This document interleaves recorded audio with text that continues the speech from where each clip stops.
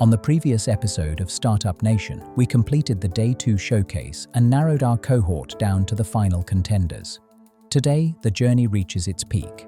Before our finalists take the main stage to fight for a share of the $150,000 fund, we dive into a high-level discussion on navigating growth and opportunities.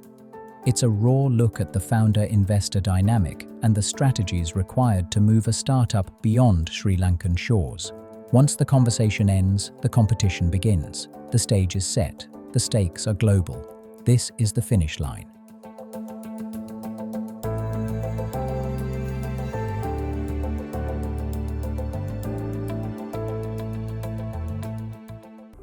Good morning, ladies and gentlemen. Our topic today is navigating growth and opportunities. I'll suggest to the panel that we keep it casual. We have a conversation. Your thoughts, Ayami, on the funding ecosystem? Okay, so Sri Lanka, comparative to the region, does have access to a lot less funding. But if you're also a founder in the room, so we've helped over 8,000 founders raise 1.9 million across the world. That includes people in Sri Lanka as well. The biggest differentiator between whether you get funding or not, the key factor is the founder or the founding team in the company.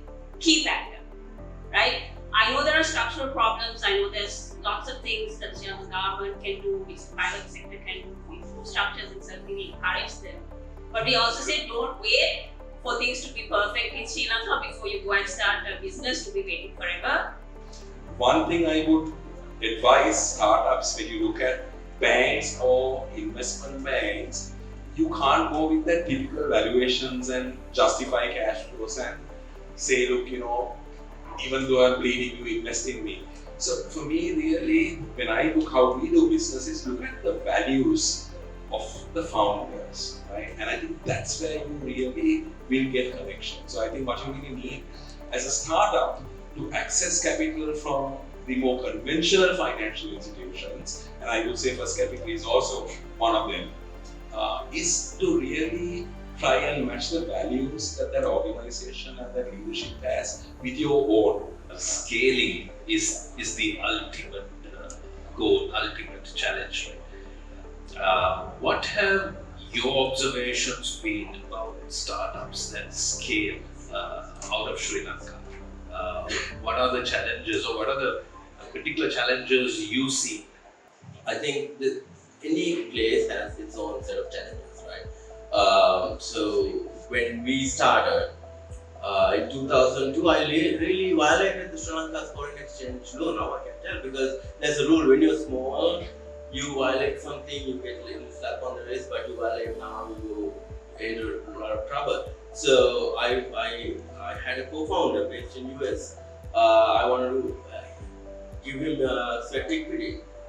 Central bank, foreign exchange, everybody refused my request to give them sweat equity because they were foreigners. I just gave it. Because Kelsey wouldn't be here today if I didn't violate that rule. Look at my story. Worked here, worked in Singapore, worked for multinationals. We knew how to go out and sell there in different countries, different cultures. Look at the story of Millennium IT, versus AWS.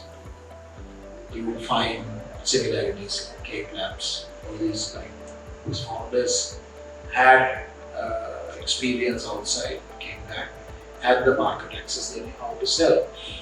And I don't want to discourage anyone who's only come out from Sri Lankan ecosystem.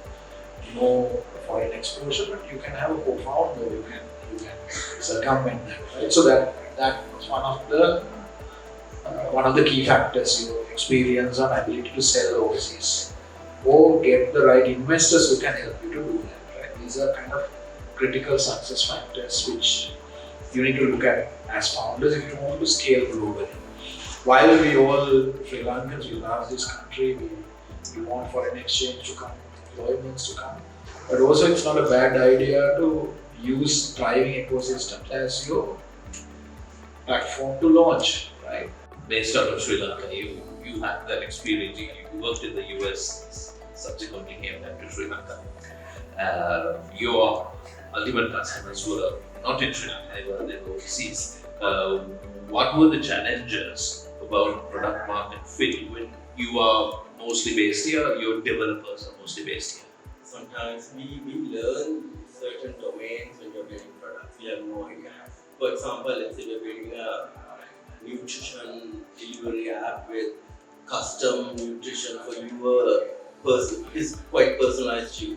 So we have developers, we have product managers, etc. But we don't know the macronutrients and all that. So that's then it takes some time to learn. So we have to work patiently. Sometimes we bring down experts. We work with them. We do sessions, 1 week, 2 week sessions where we work together. We got the greatest UI UX people, the developers and project managers and the QAs, but that gap is where we bring down the experts here. We sit down with them and then we understand the customer requirements. And then 3 months, 4 months, 6 months later, our product managers are on the board. So that's where you need to, they just need to be given some time to catch up, learn, and then they will go and recommend, they will do their own research, they will be recommending these are good features, etc. Investing in startups, particularly if you're looking for the VC, and even to a certain extent private equity, especially at the early stages, is very, very high risk. So I think there needs to be good. It's not just about encouraging people also need to understand the risk, right? So not everyone is a good candidate for this type of investment. There are only certain types of investors who are good candidates for this type of investment. So that like whatever strategy that is being put forward, that needs to, like we shouldn't take money from certain types of people for this type of event because it's so risky, right? So that kind of due diligence needs to be there. So we need to create an environment where there's enough competition for investors also. There's few investors here, and that's probably why to your point, startups have to go put them up on the pedestal. There's not enough competition. We need more investors here that we should be able to compete among to win the startup. Right now, startups have to compete among themselves to go to these new sharks or investors or whatever, and then not enough. So we believe Sri Lanka's past does not define us. It repurposes us and allows us to turn a setback into a setup. This is the essence of Startup Nation. The future is very bright and we are super excited about it. Sri Lanka is uniquely positioned as a gateway to 2 billion people across India, Pakistan, Bangladesh, and the wider South Asian region. Unlike our neighbors, we are a nimble market with higher per capita GDP and a regulatory environment that can move slightly faster. That makes us the perfect testbed for South and Southeast Asia. Companies like Axiata have already proven this, trialing technologies like 4G, 5G, and many others, first in Sri Lanka before taking it to South and Southeast Asia. On top of that, Sri Lanka enjoys a unique position of neutrality, which I hope it will keep. A place where global and regional stakeholders can meet, build, and scale. I think some of us who have been involved in this space during the pre-COVID era saw the various ups and downs, not only the country but this ecosystem we're through the last 7 or 8 years, including the currency crisis. But I think for those who have believed in the system, believed in the future of enterprise, and who have steered through that, we are hopefully now seeing the end of the tunnel and hopefully bright sunshine. And today to see, as Jeevan said, we have representation from such a wide variety of nations coming in to see people showcasing, I think gives also a tremendous amount of promise. So I would like to wish the 7 contestants who are planning to pitch today all the very best. And on behalf of the board of First Capital, I would like to reiterate our commitment to this ecosystem and to Hatch. Before we move to our final contenders, it's important to look back at one of the competition's earliest success stories. Prashanth, the founder of Cultivate, was a standout member of our top 25. However, after securing independent funding from the Hatch Fund early in the process, he made the selfless decision to exit the competition, opening up a spot for another founder to reach the main stage. It's a testament to the fact that in this ecosystem, a win can happen at any moment. To see where it all began, here is a recap of Prashanth's initial pitch from day one.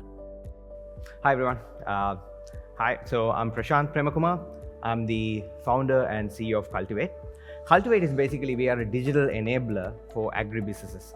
The problem we see is, if you take the agricultural ecosystem and put that into a pyramid, you have the farmers and the agri-sector workers, the most impoverished section of the community. They are at the bottom of the pyramid. And then as you go up the value chain, you got the dealers, wholesalers, and the very top of the pyramid, you got the conglomerates, corporates, large-scale enterprises who are dealing in the agricultural ecosystem. Now, most of the agri-tech companies have tried to go farm to fork.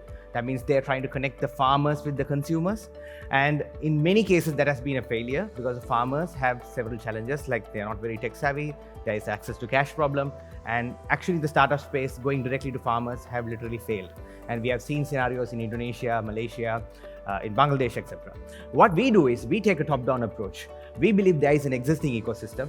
There is a working mechanism where agri-businesses are directly working with through their middlemen or through their associations with the farmers. By digitally enabling the agribusiness on top, the entire ecosystem gets digitalized. That's what we've been doing, and that's where exactly we've been focusing on. It's IoT driven, it's end-to-end traceability enabled. I myself am a data scientist, so we bring the entire data analytics background into the entire focus area, and there is massive visualization that's going into play, and we have brought in fintech now. Recently, we onboarded DPL, where the DPL farmer, the latex farmers, get their payments within 30 seconds. And that's the first time in the country we have done that in partnership with HNB. The success of Cultivate set a high bar, but these three founders were ready to meet it. These are the startups who stood their ground during demo day and convinced the investors that their vision was the one to bet on. This is a quick look at the winning performances from the founders of Docu-Path, Seashore Garden, and Torch Labs. Hi everyone, I'm super excited to be here today. I'd like to talk a little bit about this whole revolution that's happening with AI. I think the single biggest advantage that AI brings to people is the ability for it to accelerate the human potential, and that's something that we're really excited about at Docu-Path. The space that we operate in is the intelligent document processing space. What that means is that you take unstructured business documents like invoices, purchase orders, contracts, etc., and then you convert them into structured formats so that they can be sent to various other third-party platforms like tax authorities and ERP systems. We have teams in countries like Sri Lanka where you actually have data entry operators that key all of this in. This is an inefficient process. On an SLA, it's about a 24-hour turnaround time, and it's high cost, so it costs between 1 to 4 euros depending on the document type and all of the downstream operations that follow. We can essentially do this in around 30 cents and in 8 minutes. So that's really where we add or we bring in value. So all of us here, we're using WhatsApp or Messenger, etc. to communicate. And it works quite well. We don't send letters anymore back and forth. That's not the case for businesses. There's a lot of unstructured data that goes through and through. And this is really a market that I believe needs to be disrupted. I've spent the better part of 15 years of my life within it, and there's still a long way to go. We think we have a unique scalable go-to-market strategy. Spent a lot of times looking at how we do this better, and there are a few niche players that have really tried this on a later stage of the puzzle, so from 2017 and onwards.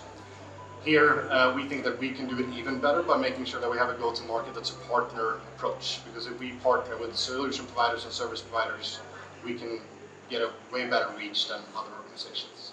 At this stage, we're not racing, but we really look forward to getting a lot of contacts because we are planning to do a seed A round in 2026. So, thank you. Hi, my name is Sean Sinra, and I'm the founder of Seashore Garden. And our company is on a mission to unleash the boundless potential of seaweed here in Sri Lanka. But that's not all. We also want to highlight other superfood ingredients here in Sri Lanka, but we also want to empower rural communities within the north as well. So, what do? We have a two-way business model. We have a farm to export and a farm to table business model. So we work with over 50 plus communities in the north where we do the farming with no middlemen, and we do about 1 to 2 containers a year. We are looking to scale that all the way to 3, 4, 5 containers a year. On top of this, we have an in-house R&D team that can fast-track develop wellness SKU products, such as our own brands, such as our Seashore Garden brand, which is currently out in the market. So we've already developed various products, such as CMOS beverages, gels, including biostimulants, and even natural powders and supplements. Here are some of the products that we have already developed and are ready to be scaled. So we've already shown some early stage traction. In the last year, we've launched 6 new products. So that's a combination of our brand products as well as R&D projects that we've completed for clients. And from those R&D projects, we have an 80% conversion rate, taking those to commercial manufacturing. Now, this is where I think the most value in our business comes from. We have a triple impact. So for consumers, that means we're giving them nutrient-rich, healthy, sustainable and traceable products. And then for communities, especially in the north, we're giving them reliable and safe employment opportunities, cutting out middlemen and paying them way over market value. And then finally, for the planet, seaweed is one of the only carbon neutral crops, so it absorbs more CO2 than land crops, and it also deacidifies the ocean. Thank you so much for your time. Here at Seashore Garden, we're powered by seaweed, we're driven by community, and we're built for global wellness. So I welcome you all to go try some of our products. We have a booth at the back there, and you can try some of the drinks for yourselves. Thank you very much.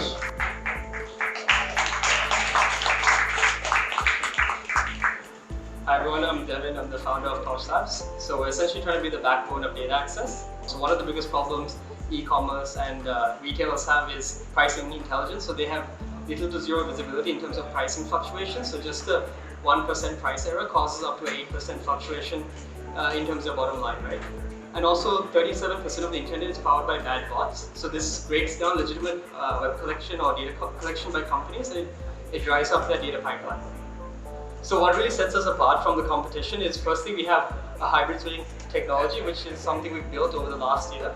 We're combining residential and ISP proxies together. We are able to give you speed as well as a huge IP pool of 120 million IPs. We are also providing industry-specific pools, so very niche industries we are able to serve these. Most competitors offer a one-size-fits-all approach.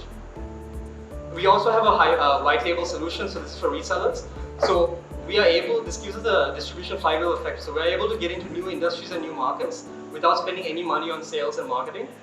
So looking at our current track record, so we've just over a year and a half, we made $600,000 almost.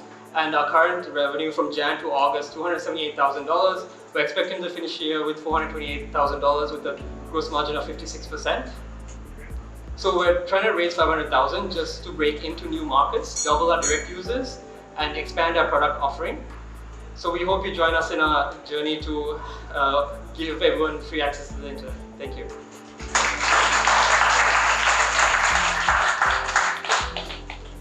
We began this journey looking for more than just a pitch. We were looking for the grit to build a nation. From the raw nerves of the deal room to the world-class execution we saw on the main stage, these founders have proven that Sri Lankan innovation has no borders. To Docu-Path, Seashore Garden, Torch Labs, and even those who found their path early like Cultivate, their journey is now the blueprint for the next generation. So on behalf of Hatch, thank you to every partner, every sponsor, the judges, the investors, community builders, ecosystem partners, and most importantly, to the founders out back who's still pitching, if you can't hear, who's still talking, who inspires us every day. And with that, we come to the end of First Capital Startup Nation 2025. Thank you all. God bless.